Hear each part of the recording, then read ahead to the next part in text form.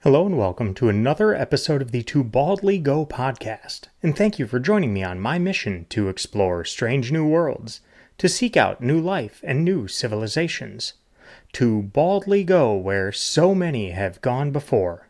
I'm Aaron, and I'm watching Star Trek for the first time, then discussing with my friend, veteran Trekkie Nate. Come along as we discuss the next 3 episodes of Star Trek, the original series, Season 3, The Paradise Syndrome, and The Children Shall Lead, and Is There in Truth No Beauty? Now, ahead, Warp Factor 6. So, before you signed on, I was looking at some stuff about these episodes and ended up going down a bit of a rabbit hole, not what you would expect. Okay. So, there is an internet Star Trek show that was very quickly shut down, Yep. starring Chekhov. Oh, Do you know what show that is? I do not. Ooh, because I was looking through and I was like, what the hell is Star Trek Renegades? I like this. So I don't know that much about it, and maybe we'll get to it at some point. It looks like this was after the movies had kind of that reboot had been going on, but before they got to Discovery and anything else, Yep. there was kind of it's called a fan-supported internet TV series in 2015 that they apparently tried to do, and then I don't know if it was Paramount or CBS or whomever basically came in and said, shut this shit down. And so they had to change names and change like some references. But there was a like fan supported Star Trek show before everything came back in around 2017, How did starring they even get? including Chekhov. How did they even get him to sign on? No idea. I mean, his career was after Star Trek wasn't like extremely prolific, but it wasn't nothing, Yeah. right? Um, Yeah, that's kind of how I ended up going down this little bit of a rabbit hole, and then you signed on, so the what's that? the journey ended. But maybe we'll have a special Star Trek Renegades episode Love it. if we I can love even it so find much. the episodes, because they're There, basically disavowed and all of that. there was another fan show that I guess is coming back. It does not have any of the actual cast, but I haven't watched any of it. I've heard it's actually fairly well produced. It's something about Axanar, but it was originally shut down by Paramount, and then they agreed. There's like this huge public outcry or something, and Prelude to Axanar, that's what it was Hmm. called.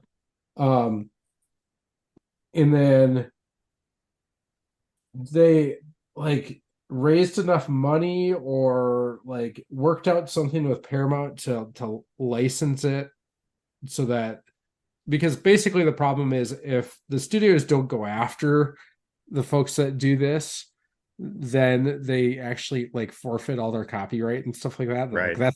that's a legal thing.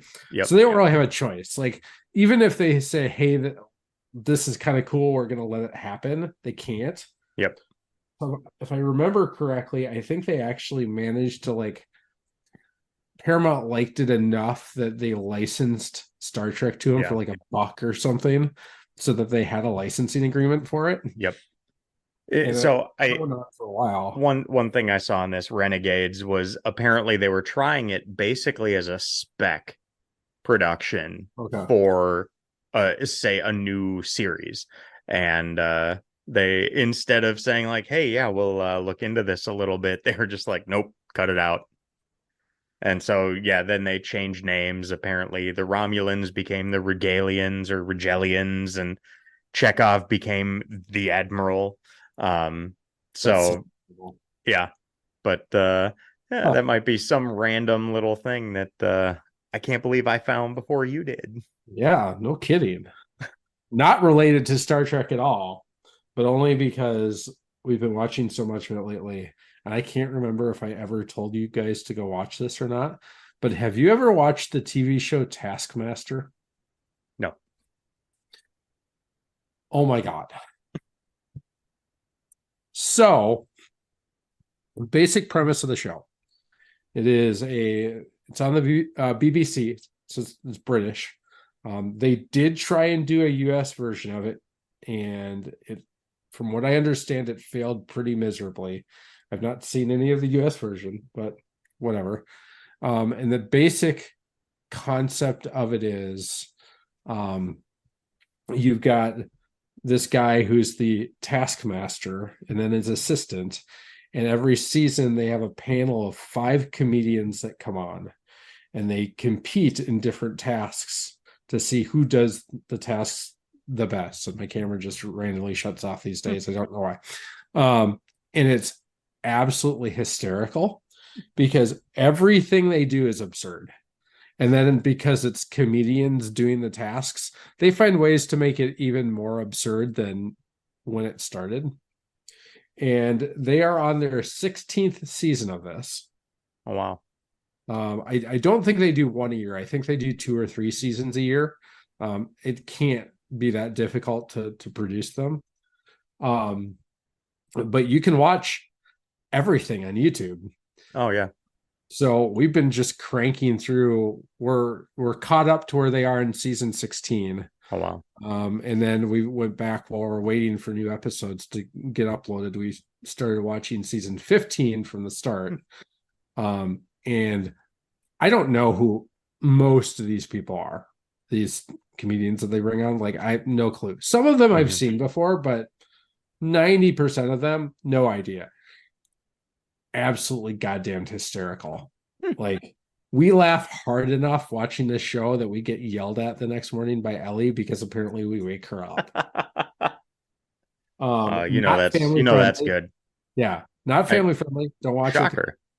It. It's a BBC comedy show or British comedy show is not family friendly. Yeah, very. I've watched like 8 out of 10 Cats does Countdown, which is hosted by Jimmy Carr. Oh my God, he's like one of the dirtiest comics out there. He's so funny, but that guy has no filter. He's awesome. He is really, really funny. Yeah. But yeah, you should. I'll send you the link to like season or episode 1 of season 16. All right. And it's very, very funny. All right. So let's actually do this. Now let's talk about some Star Trek. Our first episode today, season 3, episode 3, The Paradise Syndrome.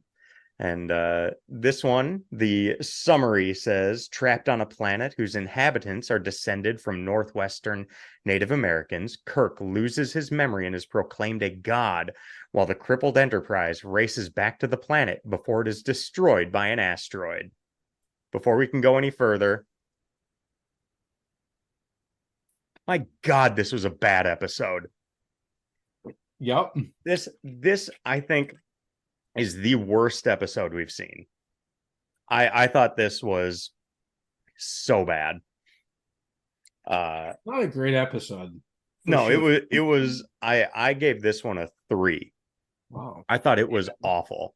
I gave it a 4, so I guess I'm not that far ahead. I think Abby would have probably given it a 1. I was watching it and she walked into the room, so I paused it, and it was Kirk and what was her name?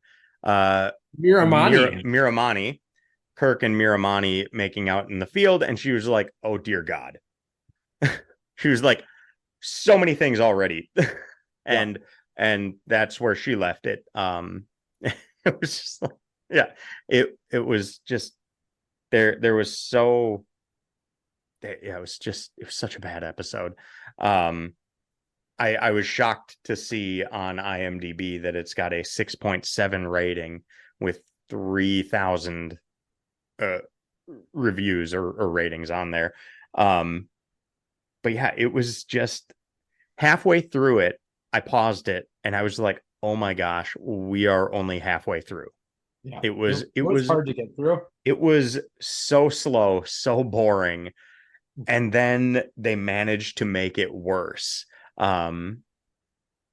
Yeah, I I thought there I thought there was almost nothing good about this episode. There was one thing that jumped out where I was like, that's super interesting. And it was just a throwaway line. Curious to know if it's the same one I'm thinking of. Go. I want to know. What were they called? The preservers. Yep. That idea, and basically being like, oh, that's why there are so many humanoid races around the That's what I galaxy. like. That was what I thought too. Is like, oh, at That least was a throwaway line that kind of explains why everywhere they go, everyone looks. Oh my right. god!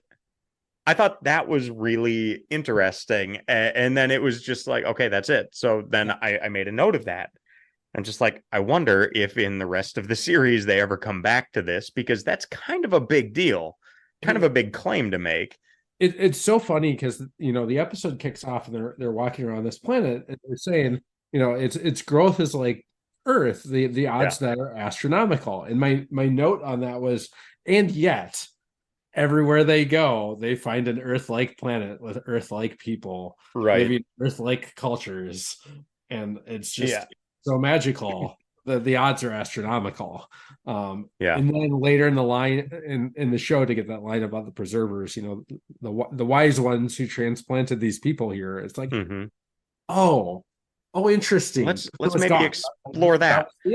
That's the end of it. Yeah. So I don't know. I'm assuming by the way you're talking, that doesn't really have a big space in Star Trek lore. Probably should have, by the way. But yeah, they were called a super race, which I suppose if you're going to be basically seeding the galaxy, you might have to be. But yeah, it was just, yeah. I mean, I will set aside at least I wonder if in 1968 they were looking at this saying like, oh, cultural appropriation. I have a feeling that wasn't the conversation that was ever had at that time. Surprised, but that's the conversation that's had constantly in 2023. So that's, of course, I think the first thing a lot of people watching it today, especially if it's for the first time, would notice. I mean, they do use a lot of. Even that aside, like I tried to find interesting things to think about this episode, and then I have the thoughts of like, there's this assumption that any kind of native tribe or primitive people, that they're almost always assumed to be peaceful. Yep. I'm not so sure history plays that out. But again, there's always this view, even today, we look back at these past ways of living and we look at it with this kind of nostalgia or this thought of like, oh, how much easier life would be. It's just like, yes, it would be much easier if like we had this quaint life living along a river and all the diseases that are nothing to us today would actually kill us all, and things like that. And I know it's not the place necessarily to discuss all that in an episode like this, but it is funny how there's so often that thought that everything is just better and more peaceful and more quaint back then, when really it probably wasn't. Well, yeah. It's so funny. You bring that up and it makes me think of there's a stand-up comedian, a guy by the name of Tom Papa. You ever heard of him before? Yeah. Okay. So he does a bit about, talking about these people. Like, I just want to go back to the 50s and life was simpler and we didn't have to deal with all this stuff and yada, yada, yada. And he goes, yeah, you know what else they didn't have in the 50s? Advil. Like, you get a headache, you just get a headache. You lay down on the ground and hope to die. Like, that's it. Like, it's not better. Yeah. And so every time someone talks about that, I just think of his line of, just lay down on the ground and hope to die. It's like, gosh, remember 2004 when we only had Facebook and MySpace? Right. It's like a quaint time. Yeah. Yeah. Sure. But yeah, I think Yeah, it was just a slow, boring episode. We've seen the idyllic planet before. We've seen that episode a bunch of times, and it's kind of a trend I think we're seeing already in this season, where it's Mhm. like, okay, we've kind of seen this before. There was an episode I think last week where I don't even remember which one, but I kind of had the thought of like, if this had been an episode in season 1 or 2, I probably would have liked it more. But at this point, it feels like we've seen it already. So they're doing a slight spin on things that we've seen, but really it's more of the same. But not different enough that it's really setting itself apart. I think there are lots of missed opportunities in this Mm-hmm. episode. Like Yeah. one of the comments I made, um, like in the back third of it, uh, before kind of the biggest climax of everything was, obviously the Enterprise is on its way back to the planet at Mm-hmm. impulse power. It's going to take 59.233 days to get there. Mm-hmm. Which, and then they do that jump of like 58 days later. Spock still hasn't figured it out, but they're talking about bringing him back. Kirk's now living this new life Mm-hmm. with no memories, and he's married to Miramani and she's pregnant with his child and all that. Mm-hmm. Man, what are the ethical implications of somehow restoring his memory and then taking him away from this planet? And obviously they wrapped up that storyline in such a way that Yep. it didn't matter. But I Right. didn't know that at the time. And I'm sitting here thinking they're magically going to bring his memory back some way, somehow. Obviously, we all know that, right? Yeah.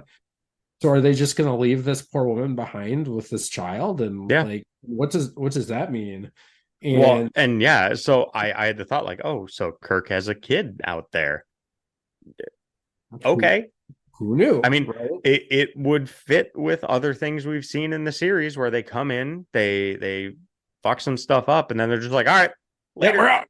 We It's gotta go. also Adventure's over. On to the next one. it's Warp super Factor awkward 2. to sit and watch that episode and have your 8-year-old daughter walk in and go, "Why are they throwing rocks at them?" And I was Yeah. like, "Well, we're just gonna pause this right now Yeah. because this is not a conversation I feel like having. Right. And I was just like, yeah, okay. We're gonna So stone them to death." yeah, Perfect. they I was like, they stoned Kirk's pregnant wife to death. Yes. Yep. They sure did. And There were a lot of decisions made. that, Let's be real. yeah. So yeah, it was just awful. Like, The other things that bugged me was Spock spends all this time trying to figure out what the symbols mean on the obelisk. Finally figures out that they're musical symbols. And then they get there and they're trying to figure out how to open the door again. And they can't figure out how to do it. And I'm sitting there going, didn't you literally figure out that they were musical symbols and like decode this thing, like play the music? Like if you knew enough to figure yeah. that out, why can't you make that next logical jump to play the But notes that wasn't it in how magically Kirk aligned said to something? Kirk to Enterprise? Aye, Captain, and the door opens. Like Yeah. that's what does it? Yeah. Uh, Yeah. yeah. The ending was terrible. Like so many, and I get not every show is going to have a happy ending. Yeah. And honestly, in some shows when they don't have a happy ending, they're incredibly impactful episodes. Mhm. I think of an episode of House. Spoilers here. When have you watched all of House All or of a that. lot of Yeah. it? Okay. All of it. So Every episode, when at least once. the episode when is it Wilson's girlfriend fiance is Mhm. on like the dialysis machines and is like, this is literally the only thing keeping you alive and you're not going to make it. And that episode when he then turns off the machines and like, I think that's how the episode ends. It's a tragic episode, but it's good. There's like feeling in that episode, and this one felt like this was just completely unnecessary. Well, we have and, other and then episodes just of this terrible. show where something tragic Yeah. happened And I mean, that's how the first few episodes really were. I yeah. mean, where no Charlie X and Where No Man Has Gone Before, those both were like very sad endings, but this one just seemed like, what the hell? So Where No Man Has Gone Before, we'll come back to that. Yeah. All right. But not for this episode. Yeah. And then so the random comments about Miramani is forever cooking, and like because he invented a lantern so they have light inside, and so all she's ever gonna do is cook. Yeah. And kind of just random comments about that, and I don't know. Also, mind fusion. Have we not called it a mind meld several times up until this point? I feel like they're kind of all over the place with Yeah. some of in these 3 episodes in particular. They've got a fair bit of just like, here are words, and they sound a little bit like sciencey things or things that we may have or may not have said. So yeah, they've said mind meld a few times, and now they've got mind fusion and these other mind link or whatever, I think, in another episode. So yeah, it's like, I don't know if they've forgotten the things that they've said or they don't have anybody who checks. But Yeah, there's no yeah, taxonomy that they have to follow. I feel like there's a lot in these 3 episodes in particular. There's a lot of like, whatever. Just Yeah. The other thing, so there were 2 things. One that I thought was really interesting and one I was a little surprised by. So I'll start with one I was surprised by. As far as I remember, unless I missed it, and it was a bad enough episode that's entirely possible that I got distracted and paid attention to something else. yeah. No mention of the Prime Directive in this episode, right? Yeah. Which up until they realized that they were probably humans that had been transplanted there by something else, this was a pre-war progressive alien society. planet. Yeah, and they're just like, we're gonna go fuck around. Yeah. I thought that was kind of interesting. My first note was, how does deflecting an asteroid not violate the Prime Directive? I mean, you could say that they're not going in there and making so it depends on what the Prime Directive is. Is it directly involving yourself with the actual people? But I mean, they are doing something that will change the trajectory of that planet. For sure. And I think I mean, technically they say, it's not interfering with the natural development of a society, which if they get wiped out. Is there anything more natural than an asteroid wiping out a planet? And I see I agree. And I chose those words very carefully, right? Yeah. The flip side of that is, what does that mean? Like, I have less of a problem with them deflecting the asteroid because I look at it more of a not interfering culturally with. Right. And I think that's really what it is. I think that's the spirit of it, right? I think that's the spirit of it too. So, but if they magically deflect an asteroid and the society down there never knows it happened, then nothing changes other than they continue to exist. Makes me now, think is that a little like, they 1,000 years from now they turn into a galactic superpower that turns out to be like genocidal and they wipe out the galaxy? Maybe. Yeah. Is that a little like, if you could time travel, would you go back and kill Hitler's father? I don't know. Like, yeah, right. But yeah, so I'm envisioning right now the like opening scene of the Pixar movie The Good Dinosaur, where the asteroid that's coming in to destroy Earth just like skips off the atmosphere and is just like, yep, and it's done. And yeah. So, I thought, and I wonder, it's the deliberate deflecting of this asteroid. They're not like accidentally shifting the course of something. They're just like, nope, this planet and this society will be destroyed. We need to do something. So, I don't think that touches the spirit of the Prime Directive, because I think, like you said, that's more of, say, cultural intervention. So the other thing that I thought was really interesting, I had to go look it up. I thought it was it was a really throwaway comment in the very beginning of the episode, but for whatever reason, it caught my attention. I wrote it down and I went to research it later. McCoy accuses Kirk of having Tahiti syndrome. Yeah. Did you catch that at all? I wrote Tahiti Syndrome. Did you look it up at all? I'm guessing not. Not really. I didn't have time to get into that, but I did write that down. I looked it up. Like, I was really curious about it. So it's a psychological concept that basically says it's a mindset that someone who has everything that they could possibly want or need, but still feels unsatisfied. And that's called Tahiti Syndrome. There's another, Paradise Syndrome is the other name for it, by the way. And that's the name of the episode. So he's basically looking at Kirk and saying, what's your deal? You could have everything you possibly want, and yet you are still somewhat unsatisfied. And I think that's the message that they were trying to drive is, Kirk doesn't have a family, and that's the thing that he's probably missing. It was a poorly laid out message. And so let's take it away from him in just about the worst possible way. Let's give it to him. Damn. But I mean, if you kind of go off of that, I think that was the intent of the episode, was to kind of describe a scenario where Kirk had the last thing that he consciously or unconsciously wants. But we obviously have to get back to the ship and go on our next adventure next week. So it can't carry on. So just kill her and be done with that. In some of the trivia here on IMDb, it says Paradise Syndrome, though not officially recognized as a mental condition by psychologists, is a term conferred upon those who feel dissatisfied despite having achieved all their dreams.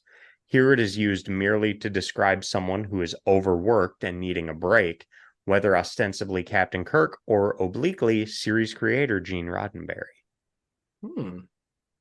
Interesting. Yeah. Very interesting. So, the last thoughts I really had on this episode were thinking about, because the first thing Abby saw when she came in was like cultural appropriation much. I mean, seeing Kirk with all the garb and the makeup, and all that. Trope, right? Like every possible trope they could have done. It made me think, like, are we just too quick to use terms like that today? And then I thought, was Dances with Wolves, was that cultural appropriation? Or was that movie in so long? Right.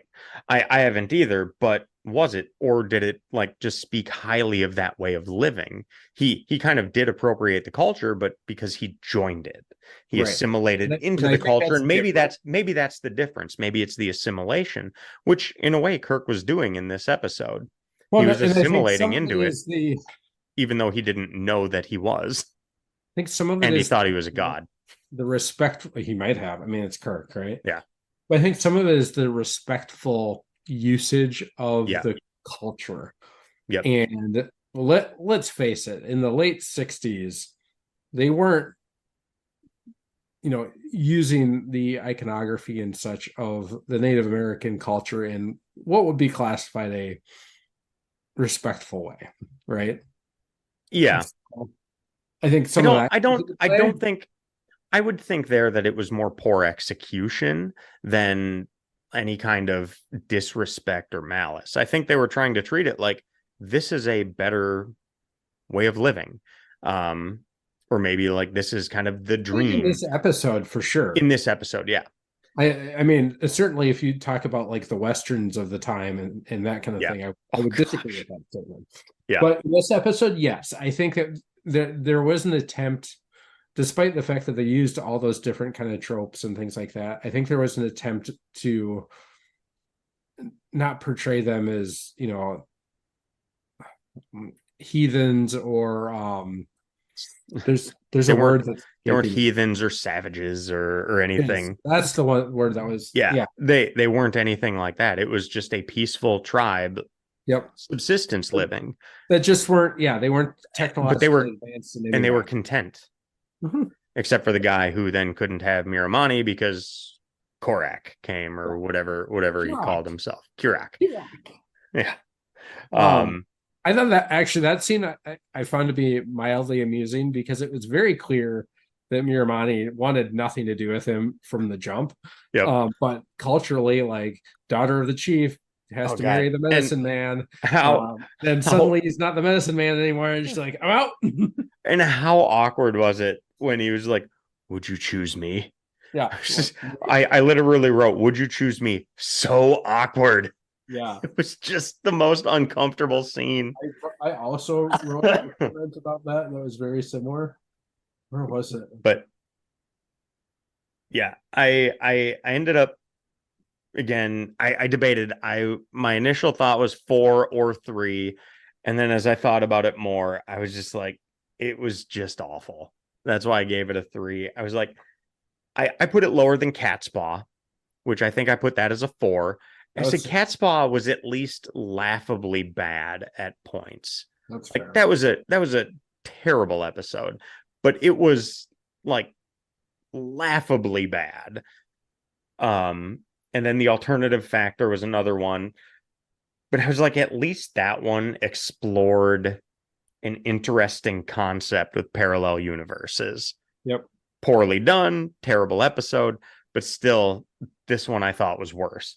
And then the other one that I know was like hated by uh, you and Abby more than me, but still not a good episode, was Who Mourns for Adonias. Mm-hmm. And that one, I was thinking even more about that one, where it was like overtly sexist, but not to say it's okay.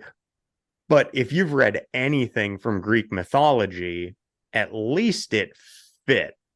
Like, think about, I don't know if you've read much from Greek mythology, No, or it's like been years. read the Iliad, and the Yeah, I Iliad read that in high school. is what started the Trojan War. Helen of Troy. Yep. She went with, I think it was Paris. And so they were just like, all right, we're going to go to war for 10 years. Yeah. The face that launched 1,000 ships. But then they get to the war, and King Agamemnon is like, hey, Achilles, remember how we said you can loot the city and take all the women that you want? I want that one that you took. And then Achilles is just like, you can go fuck yourself. I'm not going to fight for you. And then a bunch of Agamemnon's people die. So it's like, while it was overtly sexist, at least it kind of fit the tone of, say, a Greek god. Mm-hmm. Again, not okay. Another bad episode, but it's like, at least there was some consistency there. Whereas this one was just like, we're going to be long and slow and boring. And then at the end, Kirk is going to have a pregnant wife, even though he doesn't know what his real life is about. And then we're going to stone her to death. The end. Yep. It's like, what the hell is this episode? It was so bad. So bad. Yeah. Well, if I never see this episode again, I'm fine with that. And if I do, I'll probably just be like, oh God, maybe it's better than I thought. And I'm sure then I'll give it a 2. I don't think you will. I don't think you'll think that at all. So all right. I'm good to move on from that piece of shit. All right. And now we can go here, right? What? Right? You want to go up from here, right? Right? Right? Well, depends on who you ask. Now we have episode 4, And the Children Shall Lead, where the Enterprise reaches a Federation colony where the adults have all killed themselves, but the children play without care. So, again, one of my first thoughts, kind of seen this episode before. Yep. This one, somehow a little less creepy than Miri. Well, my comment on it was, oh boy, kids, where's Miri? Like, right. I was just like, we've seen this one. As I was thinking more about this episode, I think I'm at the point in my Star Trek fandom that I could be creating my Star Trek bingo card, or the Star Trek drinking game. Because I was surprised to hear a variation on a line that I expected to hear. Yep. What do you think I expected to hear? Beat me up, Scotty. Nope. No. I don't think that's said ever. It's never said. Yeah. He says, No, Scotty, what I was, beam me up, yep, but never beam me up, Scotty. or beam me up, Mr. Scott. Yeah. No, I was expecting to hear he's dead, Jim. But we got he's dead, Captain. Yep. So close. So I put he's dead, Jim, or Captain on the bingo card or for the drinking game. Yeah. But yeah, it's again that recurring trend of they start the episode and it's just like, okay, we've seen this before. The kids are going to be doing something odd, something weird is going to happen. Yeah, this was another one. I think I initially said I could go 5 or 6. I'm leaning 5. It was just a mediocre episode. I kind of nothinged it. Yeah, it was just wasn't good, wasn't bad, wasn't quite okay. I think this yes, we've seen it all before. Yeah.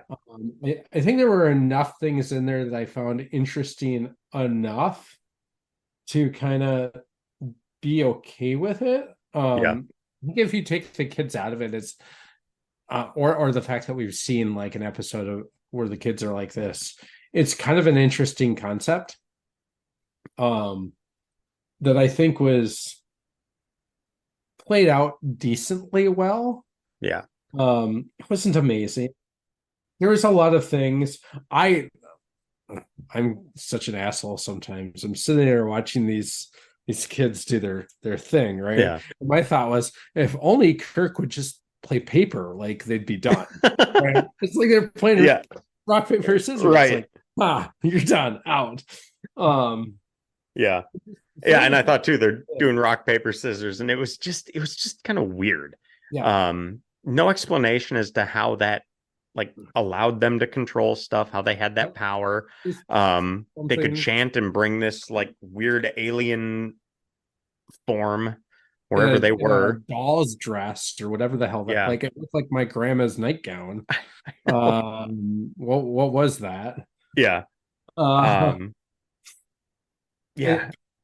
And there were certain things like, at one point they're on the bridge and they're slowly like using their rock, paper, scissors powers on different members of the bridge, but they just, leave Kirk there to be normal. And it's like, no, you start there, like, because then he can at least give orders that people might start to obey. And then if they don't, then you can rock, paper, scissors them too. Like, strategically, it made no sense. That being said, I think kids are dumb. Kids are dumb. That's fair. I think the one thing that was really cool and probably not developed very well or far enough or as obviously as when this Gorgon apparently is what he is, which again makes me think of Stranger Things. Yep. It says the fear in each one of them is the beast that will consume them. Yep. And I wrote that down. And then they start, doing these things to the crew. And in that process, you learn what each one of their beasts is, right? And like most specifically, Kirk's beast, his biggest fear is losing his command. Now, hold on. Are you sure that's his biggest fear? Or is his biggest fear completely overacting that scene? My note was Kirk's fear is losing the Enterprise or overacting. Yeah. It was one of those just insane, throw himself against the wall and come back. It was ridiculous, which also then is added to the drinking game bingo card. Kirk, absurd overacting. That's fair. Now, when you see it. It's not always there, but there are times where it's just like, okay, the theater actor in you is taking over. Again, it's that older way, that different way of acting than today in TV and movies. But it was so over the top in that scene. But yes, to completely detract from your point that yes, his fear was losing the Enterprise or losing command. Yeah. And so I thought that was interesting because you get to see a lot of those. Like, Scotty's was, upsetting the delicate balance of, how the ship functions. Sulu's was, and Sulu is afraid of swords. Yeah. Which space doesn't daggers, fit space daggers. That makes sense. Because I guess none of them look like a rapier. Right. But I mean, he's had many sword instances throughout the series. I mean, many, at least 2 that I can think of. So, honestly, if the title of this episode isn't Space Daggers, all in caps with an exclamation point, I'm gonna be disappointed. But his was destroying the ship, by some accident or something like that, right? Uhura is deathly afraid of death. That one I think was interesting, but I don't know, it seemed a little bit vain in some extent. Like, let's pick the female main character, and she's afraid of looking ugly and dying. Yeah. So, but beyond that, like that was a really cool message, or these things that drive us, and it was like this much of the episode. Yeah. And then I defeated my beast, and let's move on. I liked a line that stuck out to me was when Chapel was getting the treats or the ice cream for the kids, and the one kid was upset. And she said, there now, Stevie. There are unpleasant surprises as well as pleasant ones. I thought that was an awesome line. Great line. Nurse Chapel in this episode was pretty great. Yeah. What little of it she was in, and we haven't seen a lot of her in general. Actually, she was pretty great in the Paradise Syndrome, too. She had a very small part at the end there that I thought was really good. We don't see her character enough for as amazing as it is. True. I thought it was interesting. They kept using the phrase "the enemy within." It's like, oh yeah, there's no transporter malfunction, so I don't know how that happened. But yeah, I thought that was interesting. That was intent. Who wrote this versus that episode? Oh, I did see. I think Spock at one point did like the fingers on his head. Was he trying to self mind meld? I don't know what that was. Yeah. There are lots of things. I thought the message at the end was interesting about how they tried to convince the kids and how without followers, evil cannot spread. I thought that was a very interesting way to go about it. This is another one where, again, at the end, it just was a really weird way of going about it, because it was like, okay, let's now completely traumatize these kids, but at least they know the truth. Now, at the same time, they had to convince them that Gorgon wasn't what he said he was, and they had to defeat him that way and show the ugliness of the evil that he was. But it felt really just weird seeing these kids basically watching themselves playing with their parents, having these great memories, and then seeing all their parents dead and then their gravestones and all these kids crying. It's like, again, what the hell is happening here? Right. Where it just felt weird. Yeah. It's a weird episode. It is. Still better than the one we just watched. But I agree that it was better. Apparently not everyone does agree with us, though. Wow. Walter Koenig considered this the worst episode of the series, though his biggest complaint was that he didn't like the guy they cast as Gorgon. The guy looks like a douche. He was a lawyer, and thought that it took a job from a professional actor who should have had it. Now, an interesting thing, because I recognized the name of the actor who played Gorgon, was Melvin Belli. And I was like, I've heard that name before.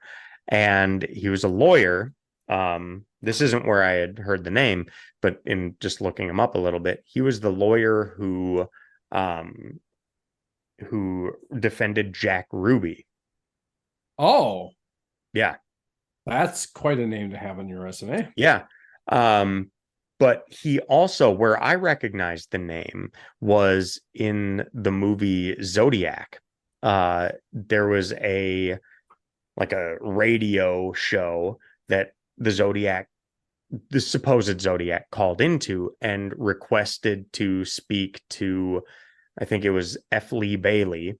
And if he wasn't available, he wanted to speak to Melvin Belli, and portrayed by Brian Cox in the Zodiac movie. Oh, Brian Um, Cox is great. so that's where I recognized the name. I was like, I've heard that name before. Is that the same guy? And sure enough, it is. He was at least somewhat connected to the Zodiac story back in the late 60s, early 70s. And I Yeah. find that more interesting than pretty much anything else from this episode. That is, yeah, two pretty wild facts. Like, Right. imagine having that associated to you. I know. Apparently, at the 50th anniversary Star Trek convention in Vegas, though, fans voted this the seventh worst episode of the Star Trek franchise. So, yeah. No, no. I didn't think it was that bad. I mean, it's horribly rated on IMDb as well. It's at like 5.7, I think. You know, I mean, yeah, 5.2. Now, I guess I gave it a 5, so I'm right in there. But I'm a 6, so not that much. I mean, not that much higher, but yeah. But yeah, I just kind of nothinged the episode. I thought it was weird the way the kids got traumatized at the end. And I mean, it makes sense. It fit the story and how they could resolve it. It was weird then hearing Bones walk in saying, "They're crying, Jim. I don't know how it happened, but it's good to see." well, Again, I mean, just awkward. And I get it, because it's like, okay, now they're feeling something because they registered zero feeling about their dead parents, which yeah, is obviously a weird thing. yeah. But Mildly sociopathic. Just yeah, gonna... yeah. The question I like, another quote was when I think it was Kirk said, "The time has come to see the world as it is." And philosophically speaking, and even I guess maybe biologically, I guess, I've over the last number of years kind of I've heard some arguments that, you know what, we have not really evolved to see reality as it is. Mm-hmm. I mean, we think we have, but really we see things that are, say, useful to survival. So there are a lot of things that we don't see that are Yep. part of reality. So it's interesting saying you need to see the world as it is. And it's like, well, okay, but if we deconstruct that, it's in this very narrowly defined way of how the world is. Um, but and then it kind of led me down the path of, okay, so reality provided the ability to defeat evil because evil was lying, and reality would show the truth, and that evil was lying. Once it was exposed, it couldn't survive because it needed to lie to convince the followers to go along. But then once the lie was seen and the reality was seen, the evil couldn't survive, and then it turned into that hideous thing, and Yep. then disappeared. But yeah, if we didn't evolve to fully see reality or even understand reality, it's like I just wonder how that would play in. Clearly, Yeah. it wasn't a factor they saw enough, which maybe is enough. But again, kind of that thought of like, we think we see reality, but do we really? Or do we see Well, what's projections of things that are helpful? which is probably more true, right? Right. And see what we want to see to a certain extent. Right. So Yeah. yeah. So Yeah, this one I could have gone 5 or 6. I thought it was somewhere between mediocre and okay, but since I'm not doing fractional points, I just went with 5. Oh, I'm gonna stick with 6. And like I said, I think there was enough there to kind of make it okay.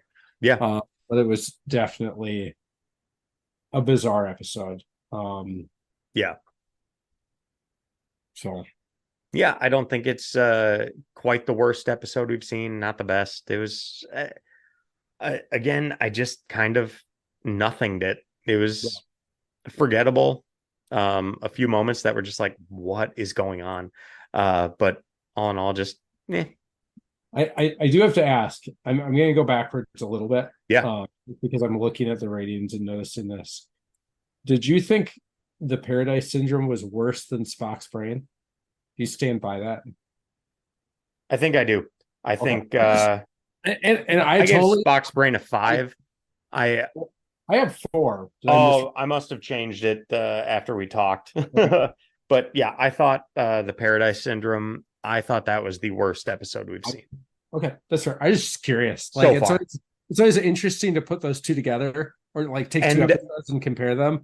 and And then yep, I agree. And then I wonder if I would have liked this episode less had I not just finished watching the Paradise Syndrome because I thought that one was so oh, that's a bad. great point. So I wonder if You since I were looking watched for it not a week redemption, apart, and I watched it a day later and I was just like, all right, this is clearly better than that one because that one was so bad.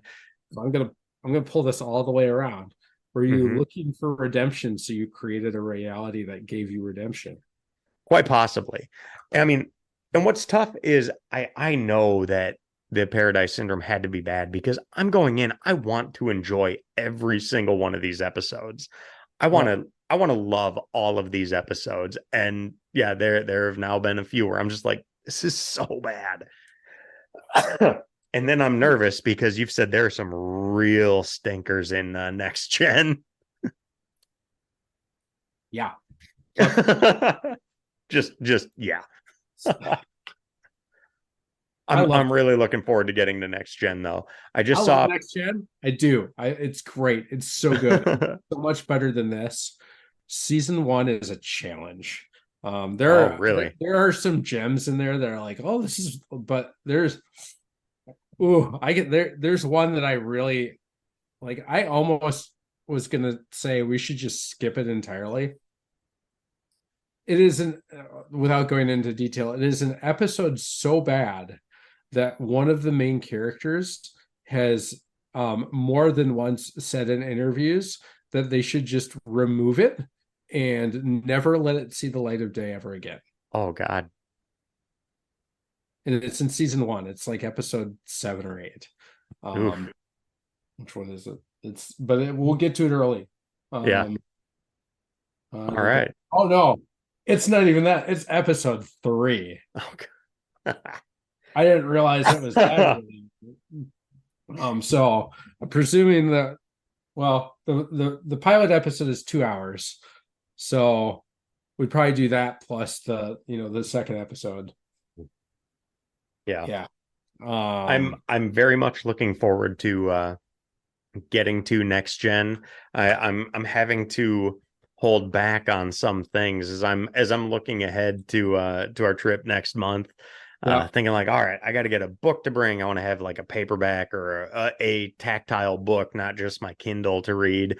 Um, I've been reading this one, which Yeah. is quite interesting, really.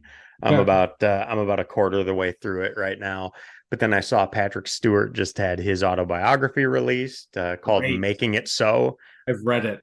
Oh I've yeah, finished it. and then I was like, okay, I kind of want to get that, and it's just like, no, I gotta wait a little while. I will say this. Although Yes, I may reach the point where I'm just like, fuck it, I'm just gonna read whatever I want. and that's fair too. I mean, I'll say a few things. While Star Trek is a major part of his career, It's obviously, not the only thing he's done. it's not by far. Yeah, And so, actually, a relatively small amount of the book is really about Star Trek in the yeah, grand scheme. Um, Two, I bought the the Kindle plus Audible Mm, bundle of it, which is a little cheaper than buying them both separately. yeah. But I figured, when I was on walks, I'd listen to the audiobook. When I was, sitting on the couch or at gymnastics or whatever, I'd read it on the Kindle, right? Yeah. Um, I actually really recommend just listening to it because Okay. he's such an incredible narrator. That's true. Oh, he narrated it himself. Yeah. All right. I might do that. I might just with some of the reading stuff, like I know this stuff exists. I'm not Yeah. uh the fact that we've already watched the first movie, we're going to Wrath of Khan on Sunday night. The that yeah, Yeah. We're skipping it's around it. fine. But yeah, I'm really looking forward to getting to next gen and seeing some of the new stuff.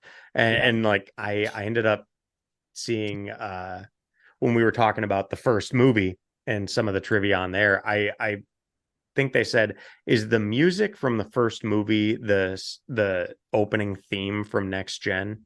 Yep. So I was just like, that music sounded familiar. And yeah, I was like, oh, yeah, I like that sound.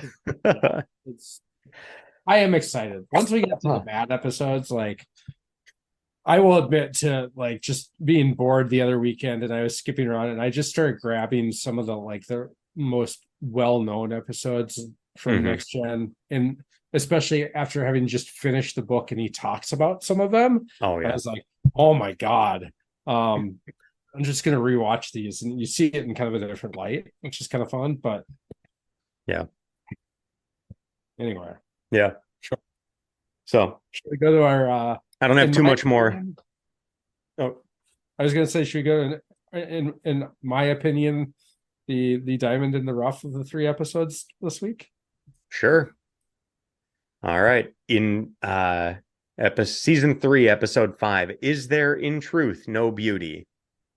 Where lovely telepath Miranda is aide to Ambassador Kolos in a box to stop insanity when humans see Medusans.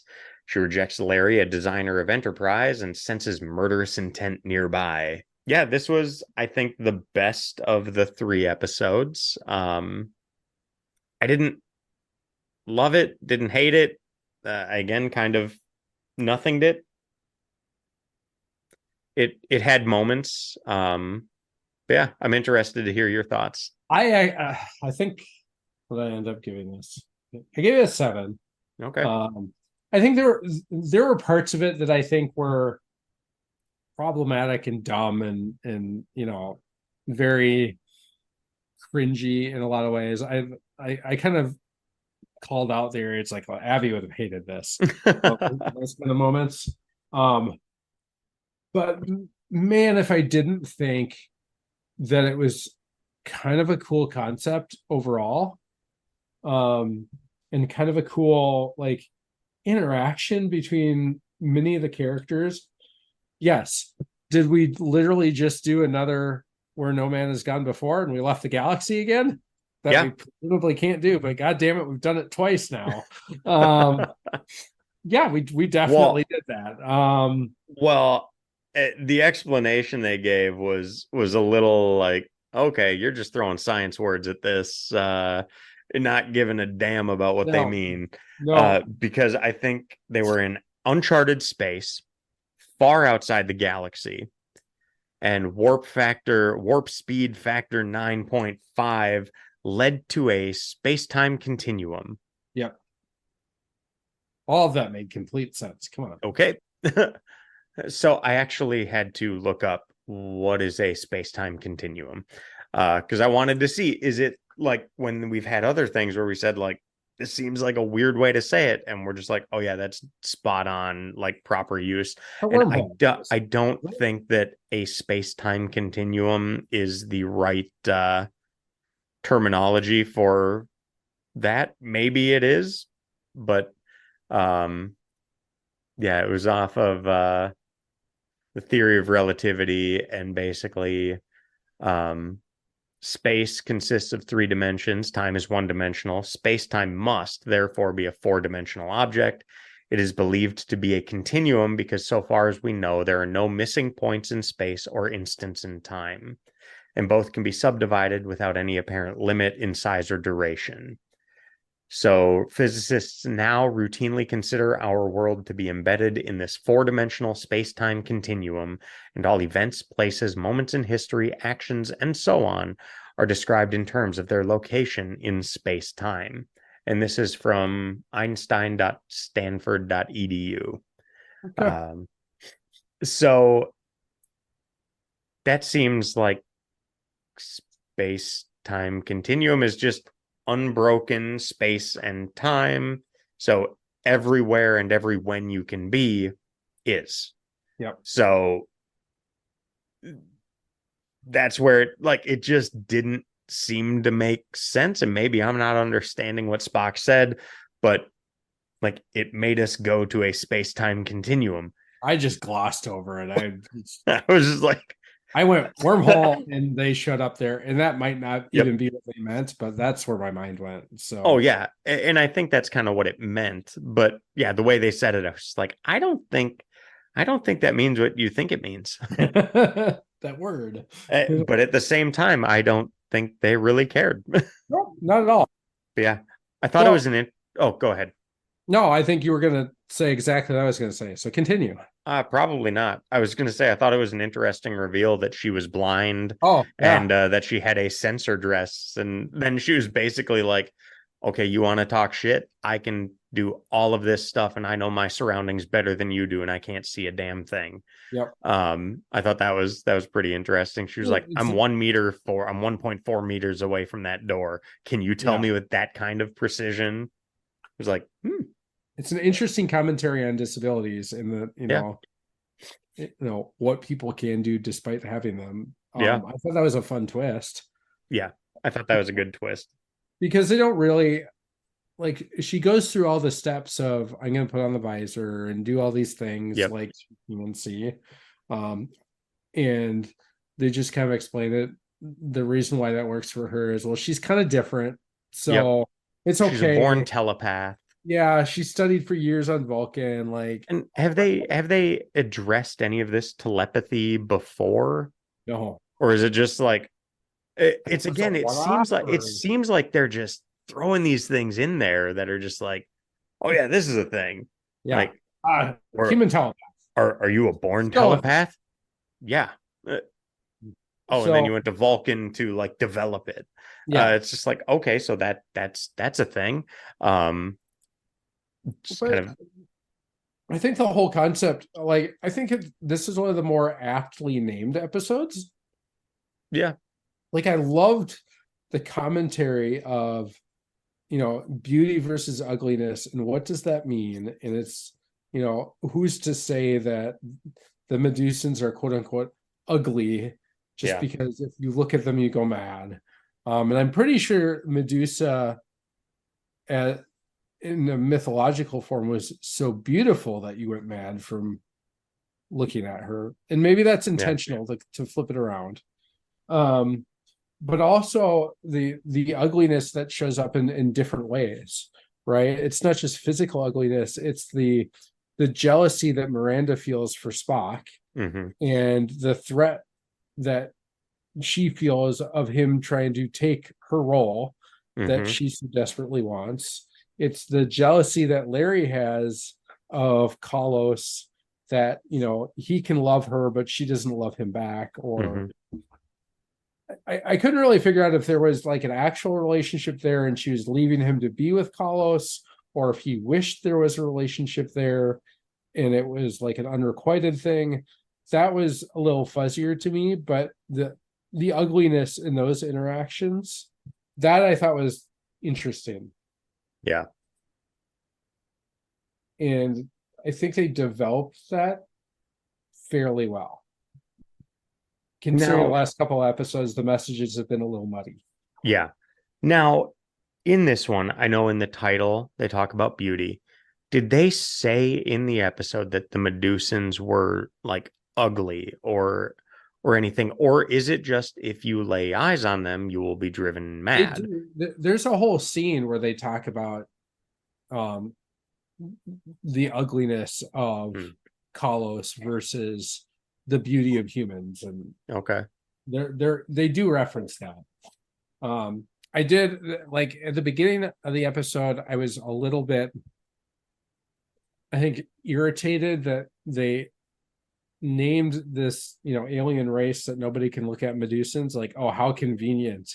And then later in the episode, when Kalos is inhabiting Spock's body, or sharing a consciousness with them, or whatever that is, he rephrases it as, the species who you refer to as Medusans, which is to say that's not actually what they're called. It's just what you decide to call us, which I thought was a really cool detail. I don't know if that was intentional, but to be like, they aren't really like, it isn't really Medusa, but it's because there's so much like the mythological creature of Medusa, we're calling them Medusans. Yeah. I think interesting details with that. Yeah. Now, as I'm looking here, it's interesting because it looks like, sticking with the ugly beauty, like paradox or differences. It was McCoy that said, "I don't care how benevolent the Medusans are supposed to be. Isn't it suicidal to deal with something ugly enough to drive men mad? Why would you do it?" And then there's another line. That's the scene I was thinking of. Yep. So Bones says that, and I don't know if he's just speculating that that's why it is.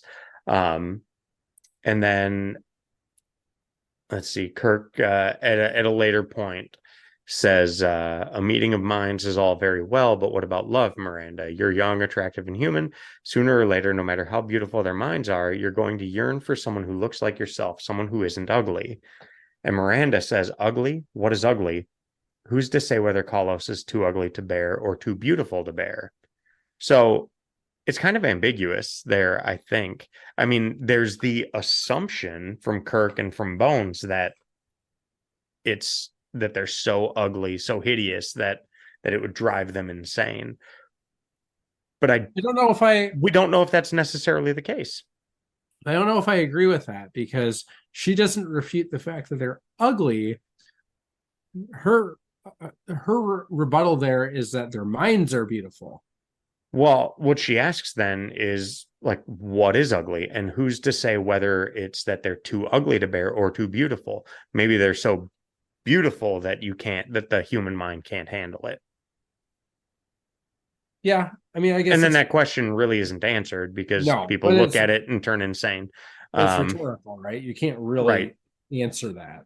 Right. But I guess I was just curious if I had missed something where they made it explicitly clear. They made it explicitly clear that the crew thinks that it's because they're too ugly. Well, and I would say beauty is perceptive, right? True. That, even amongst humans, different people find different qualities, traits, whatever, attractive or not attractive. Yeah. Right. So again, like, she might see something in Kalos that, because of who she is very different, and she finds that attractive, and nobody else does. Yeah. So it's subjective. I did laugh. This is dumb. It has nothing to do with the episode. In the very, very beginning, when they were transporting aboard and they were going to move Kalos to his quarters and they were clearing the hallways, there was a crew member in a blue shirt that I thought looked exactly like a young Matt Damon. Spot on. Just like, could have been him. All right.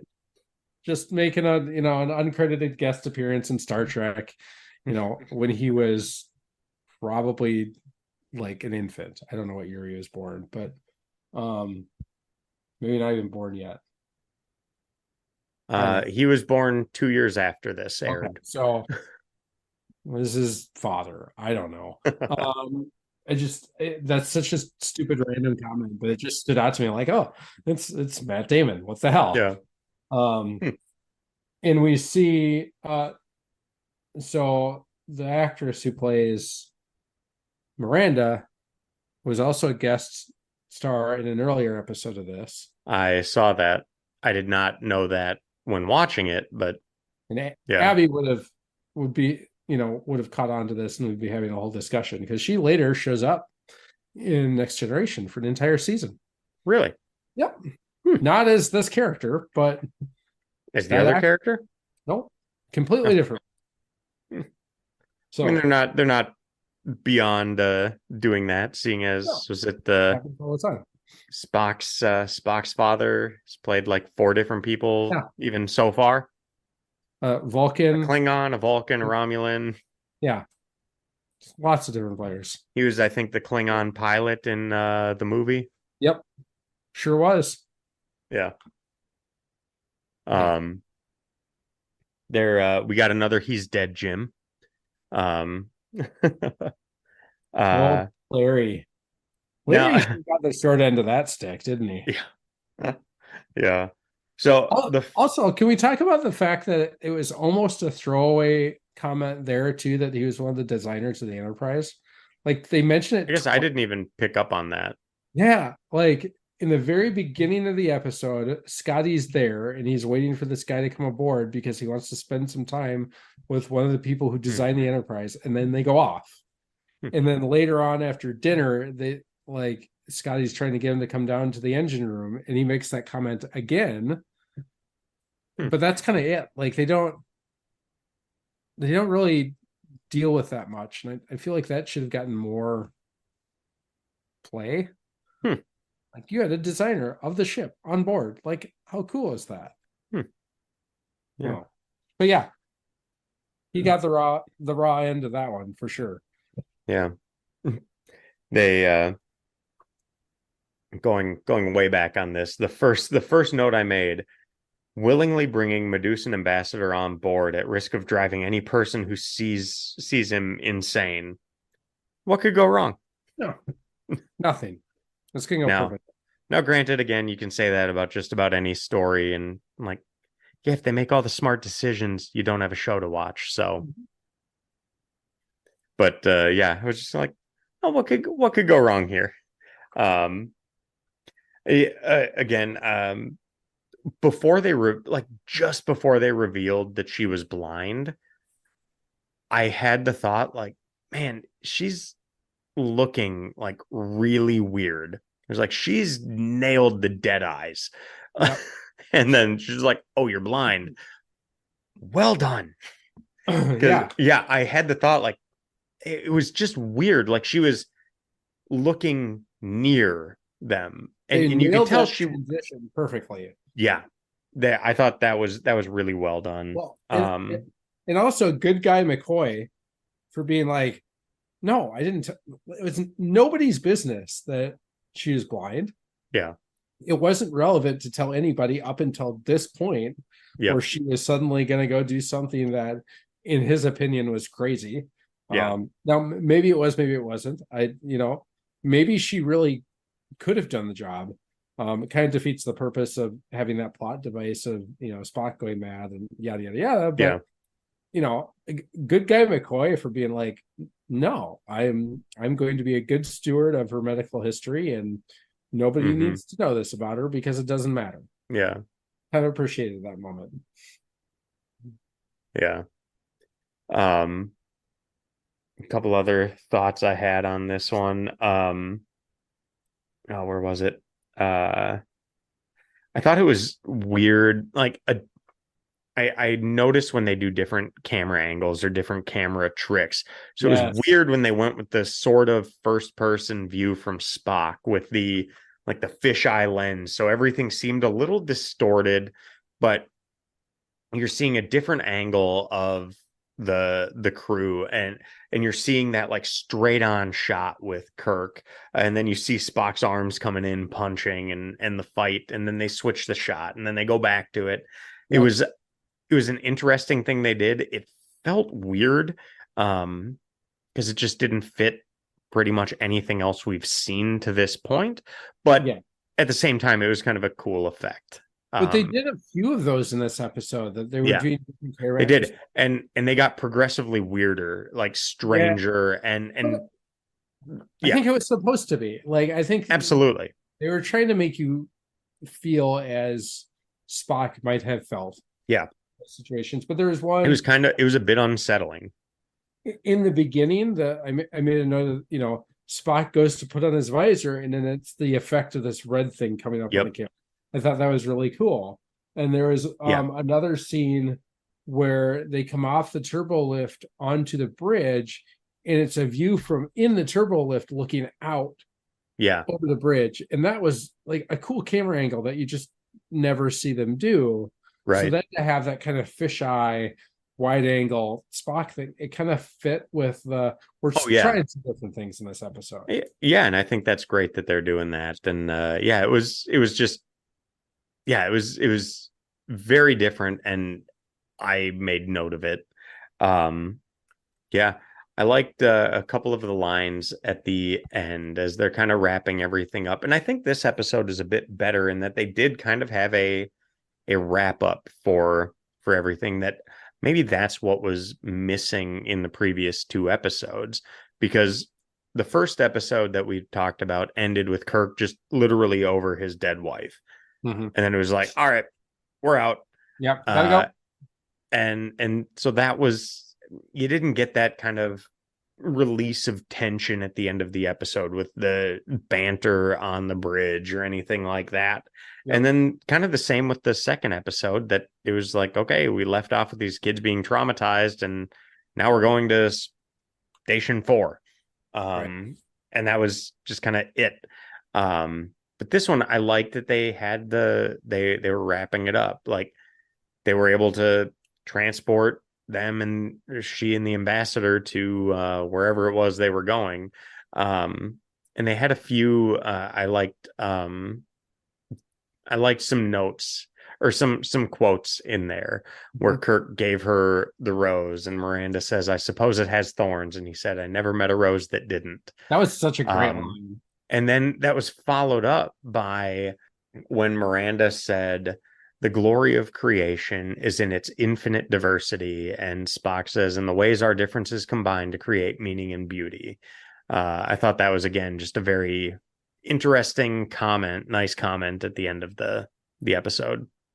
So it's funny. I'm gonna comment directly on that, and then Yeah. I'm gonna back it up a little bit. But you see at dinner, and then later in the transporter room, and I thought we were going to get our first explanation of this, and I kind of danced around it, then went away. But he was wearing that symbol, Yeah. that necklace that she took great offense to at dinner. Thought that he was mocking her in some way with Mm-hmm. it, and then at the end, finally understands like what's going on, and they refer to it as an IDIC, right? Mm-hmm. They literally call it that. Well, IDIC is an acronym, and I don't know when they actually define this or talk about it. Mm-hmm. It's a Vulcan symbol. It's I think it's uh, a rank that you can achieve within Vulcan society of a level of emotion that you purged or Hmm. whatever. But it's an acronym that means infinite diversity and infinite combinations. Hmm. And so for them to say the words infinite diversity, I thought, oh, we're going to get like the tie-in. We're going to explain, because they show Mm-hmm. times what this is. And then they kind of dance away from it. But that's literally like what that is, what that symbolizes. So I thought So that dialogue was kind of cool. so do you want to hear something about that may detract from it a little bit? Sure. In the some of the trivia here, uh although often cited by some fans as evidence of a larger message in Star Trek, the IDIC, Infinite Diversity in Infinite Combinations, medallion that Spock wears during the dinner scene had much baser origins. Okay. Uh-oh. Uh, Spock was initially supposed to give a lengthy speech about the medallion and what it represented, and he found Leonard Nimoy found the speech like not fitting the plot, and he refused to say the lines until he got a better explanation on them. Okay. And Gene Roddenberry, who had the lines and the use of the medallion inserted into the script, came to the set, admitted to Leonard Nimoy that he was selling the IDIC medallions through his personal marketing company, and included them as like product placement to generate sales. Oh my Leonard God. Nimoy refused to say the lines, and instead it was rewritten. So Kirk and some other characters commented on the medallion instead. That's amazing. That's hilarious. I love it so much. I did not know that. That is a great piece of trivia. Yeah. And now that I think about it too, it sounded like a really interesting line. The glory of creation is its infinite diversity and the ways our differences combine to create meaning and beauty. In a way, like that's something I think you could kind of deconstruct and go down a rabbit hole of. And it sounds initially like something like a beautiful statement. Yep. But at the same time, there's a healthy amount of just word salad in there. 100%. Like let's throw like this is what so much of the like corporate bullshit language is based on. Let's take a bunch of words that sound like they would go together and turn into a word salad. Yep. But I like the way it sounds. That initial thought of the glory of creation is in its infinite diversity. And They probably could have just yeah, stopped right there, and it they would have could. been. But at the same time, I do like that notion of the way our differences combine to create meaning and beauty. Because there is that. So yeah, I'm at least at this moment, I'm in the on the side of like, oh yeah, that's a really cool sentiment, a cool comment. Though I could very quickly go back to like, oh God, this is just word salad bullshit. So I want to back it up a little bit before we wrap this up because I think we're pretty close to the end. I really, really thought, despite the fact that apparently Spock didn't want to have this big monologue during dinner, the scene of Spock and Kalos being joined, or again you get the mind fusion line Yep, again, the mind but link. that whole sequence, I thought Leonard Nimoy was on point. Yeah, That was such a well acted segment of the it episode. it Uh, was another one where he seemed entirely him, yet entirely someone else. yes, and he did that so well, and Yep. he always does that so well that Yeah. he can mix what the character is and then bring in the elements of what's influencing it, Well, blend them together, and I just thought that it was so cool and probably bolstered my rating a bit, to be honest. and um I think where what you probably saw, and this won't do anything for audio, was I think there's a lot of this when he's Spock. yeah, And that's when fair. he was mind linked with Kalos, it was this.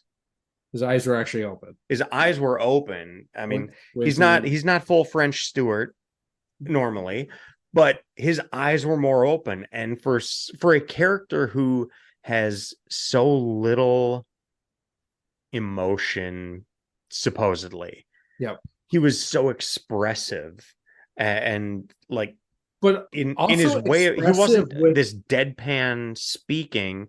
He had inflection in his voice, and it was.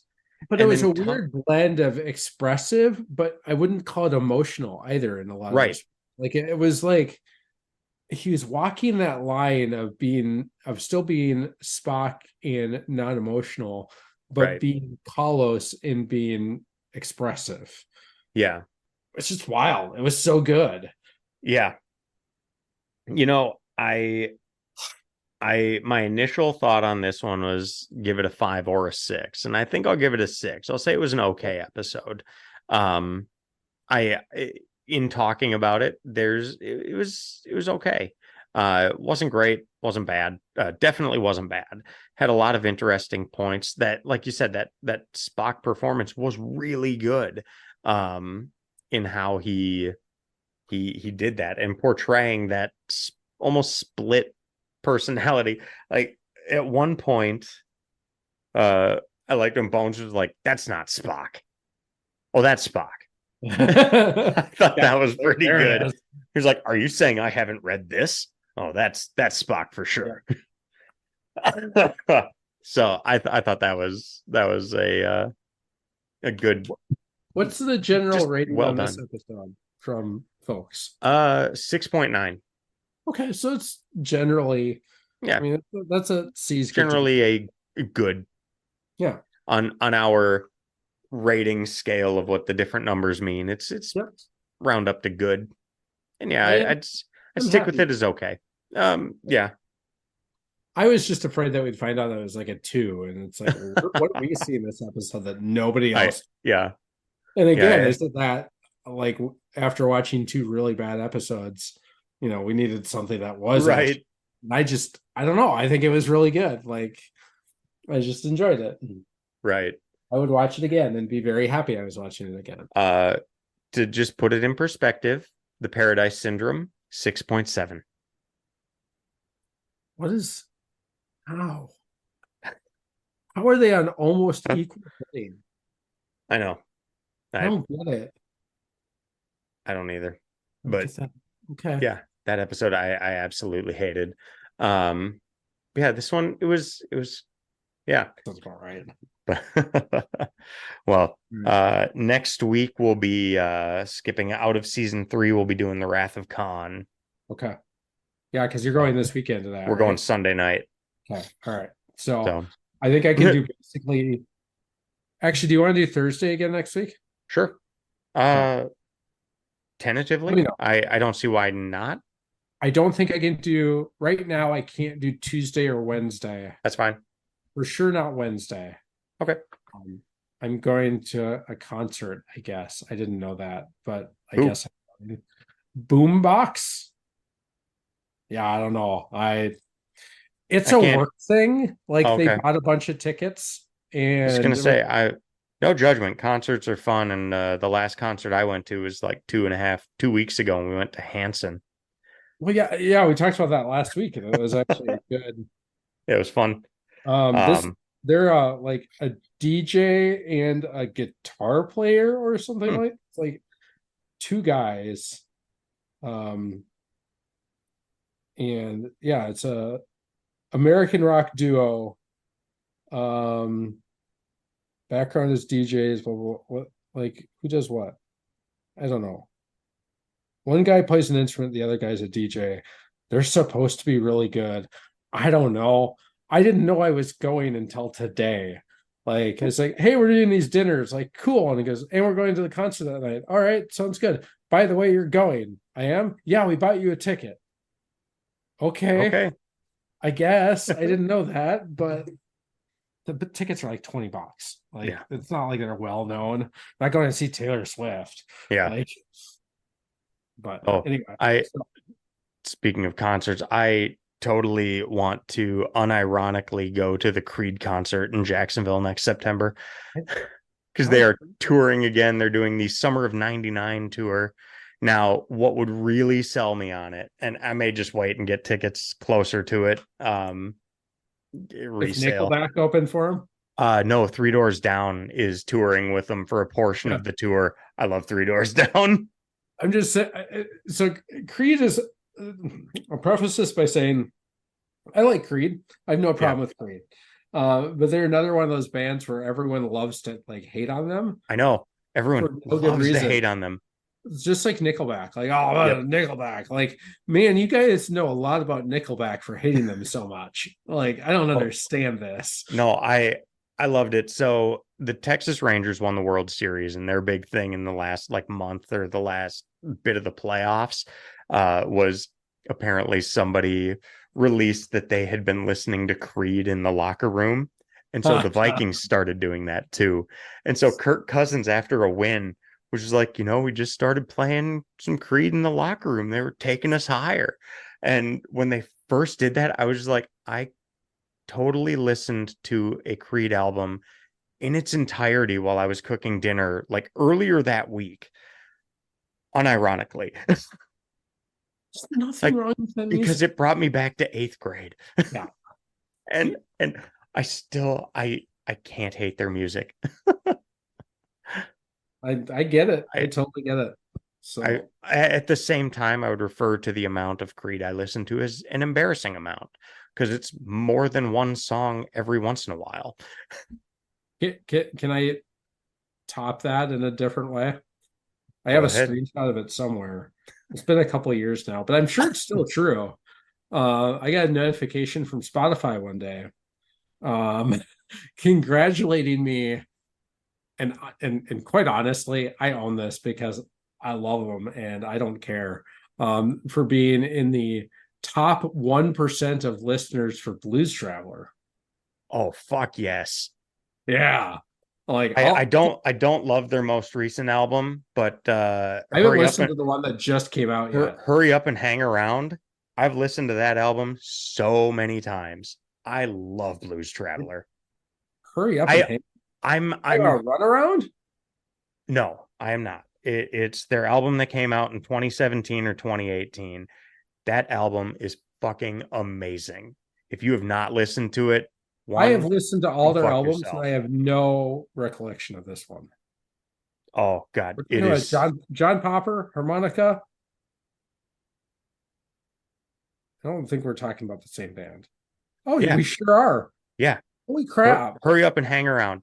That Yep. album is How like did I miss this entirely? All right. Well, I know what I'm doing go later. go listen to that like immediately. I feel really dumb that I didn't know this. That album is Where, so good. I've where listened to where have I been? Because the album before and the album after, I like I just love that they gave you stats like that. That's yeah, amazing. the Um top 1%. I probably would not be that far behind you. I will not judge.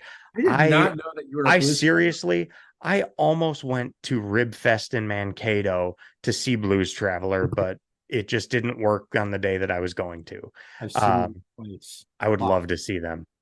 I love Blues Traveler. The last concert we went to was a few years ago. It was pre-COVID. It's probably 2018. Was not great. And I don't know if they had an off night that night or if it was the venue because it was Pantages downtown. I didn't love the venue to begin with. Um, but it almost felt like Popper can't sing anymore. Mm. And that was kind of sad. I will say from this is from my having seen Foo Fighters 4 times experience, depending on when you catch them, when in the tour. Yeah. I caught them in 2018, late in the tour, and by halfway through the show, Dave's voice was gone. Yeah. When I saw him at Dreamforce 2 months ago, He's good. it was awesome. Yeah. So That could be too. I it have can no idea depend when on they the were on the night when tour. you catch them. But yeah, He had all these like concoctions like on his stand or on his harmonica that he was drinking from different ones all night. And it's like yeah, it was clear he was trying to do something. And to me, it was a little sad because like that yeah. was my high school and college was all Blues Traveler all the time. Hook Um, is one of the most amazing songs ever because it's written. so fucking hysterical. It is. Nobody knows what it's Oh my about. gosh. It is one of the most amazing I just songs said, ever can you written. listen to I that a couple I weeks can't ago? but I need to stop right here. I can't believe we didn't know this about each How did other. we not know this about each other? I will put Hook as easily one of the best songs ever written, simply because Agreed. of the irony of the song that Yep. nobody gets. Because they told them, we want you to make a pop song. And they Yep. said, So they we don't want to did. make a goddamn pop song. And they were just like, nope, we want you to make a pop song. And they said, fine. And so they It made doesn't it. It was matter a what I massive hit. say. And it basically mocks the entire music industry for 6 minutes. It doesn't matter what I say as long as I sing with With inflection. Oh, it amazing. It's Yeah, just I that love yeah, they're that I had that album as a kid for so good. And that hurry up and hang around feels a lot like that their album. original albums. Yep. Because for me, Some I of think their more recent stuff is weird and I don't love it. But yeah, hurry up and hang around. all right, I'm It, gonna listen to that. you have to have heard it at some point, but that album, I've listened to it so many times. It's so good. Because for me, they peaked with Bridge. When Bridge came Mm, out, oh, but that was the first album that they released after Bobby died. mm. So Bobby Yeah, was like, I'm not quite the fan that you are, okay. but So Bobby Sheehan was their bassist. Okay. And Bobby died of a drug overdose. Hmm. They found him dead in his apartment, and it was obviously a huge tragedy. I do recall hearing about that. They were all childhood friends and stuff that Yep. formed this band. So they stopped everything. They stopped touring. They stopped recording. They didn't do anything for a long period of time. And so Bridge was the first episode they did, or first album that they did after that, where they had brought in a new bassist who was the brother of one of the other band members, so someone that they knew. And they sat down like, we have to keep going. And that album is so incredible, including the song that they wrote in tribute for Bobby is absolutely wild. Like it is so good and so depressing, but it's so well done. And every song on that album is incredible. And while they've had like good songs on albums after that, none of them after that album were like, every single song was perfect, right? So listen to Hurry Up and Hang Around. Okay. That's yeah, I've listened to I've never listened so I've listened to a lot of 4, and I've listened to Hurry Up and Hang Around a ton of times, and then I've heard bits and pieces throughout. So I'm not a huge fan. I'm a huge fan of the stuff that I've listened to. So I'll check out Bridge probably tomorrow when I'm just looking for something to listen to. The song on Bridge, that is the one in question. It's called Pretty Angry. Okay. Oh, like read the lyrics while you do it. Yeah. And then like, now that you know the context behind it, like you'll really get the song. Yeah. So good. Yeah. Back in the Day is great. Girl Inside My Head is great. Just for Me is great. Oh, there's just so many good songs on it. It came out in 2001. Okay. So we're talking like my senior year of high school. Yeah. It was a big deal, right? Yeah. So. Well, there you go. Generally speaking, I really enjoy watching Star Trek. I've said it so many times, I am shocked at how much I enjoy this show. And I really enjoy doing this podcast, having these conversations with Nate and with Abby, even though she wasn't a part of this one. But it's great. I go into every episode hoping it'll be the best one I've seen yet. But my goodness, was the Paradise Syndrome bad. That ending was so terrible. There have been super depressing endings before, and it's not necessarily a bad thing. Think the tragedy of Charlie Evans screaming as he's being taken away by, was it the Thasians? Edith Keeler and Kirk saying, "Let's get the hell out of here." Tragic endings. Powerful endings. Endings that hit you right in the feels. But the Paradise Syndrome? That ending was just awful. Stoning Kirk's pregnant wife to death just leaves a bad taste. That truly may have been the worst episode yet, and we have watched some pretty bad episodes. I don't even want to think about that episode anymore, so I'm going to change gears a little bit. I have mentioned before that I'm working through the long backlog of episodes we've recorded but not yet edited and released. One fun element of this is reliving conversations we had a year and a half ago. Conversations like discovering Nate's and my mutual love of the band Blues Traveler. We have known each other for over 15 years, and somehow this never came up. Crazy, I know. I normally cut out the unrelated discussions from the episode when we're talking about what's going on in life, at work, kids, all of that. But I enjoyed this one so much, I opted to just keep it in. In a fun end to this story, 1 year to the day after we recorded this episode, Nate flew down to Jacksonville to join me for the Vikings-Jaguars game, which was horribly boring, but at least my Vikings won, Skol, and a Blues Traveler concert. The concert, coincidentally, was 1 year to the day after the event we will discuss in the next episode when Abby and I went to the Florida Theater to watch The Wrath of Khan and An Evening with William Shatner. Now, I'm not going to claim to be a bigger Blues Traveler fan than Nate, but I was in the top 0.06% of listeners on YouTube Music for 4 consecutive months. You interpret that how you will. I guess that's enough unrelated music talk for this episode. As always, thank you for spending some time with us on this voyage through Star Trek. If you are enjoying it, please leave a rating and a review and share with a friend.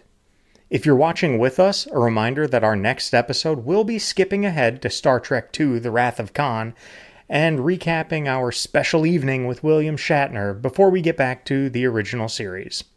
For Nate, this is Aaron reminding you to never give up, never surrender. Everywhere and every when you can be is.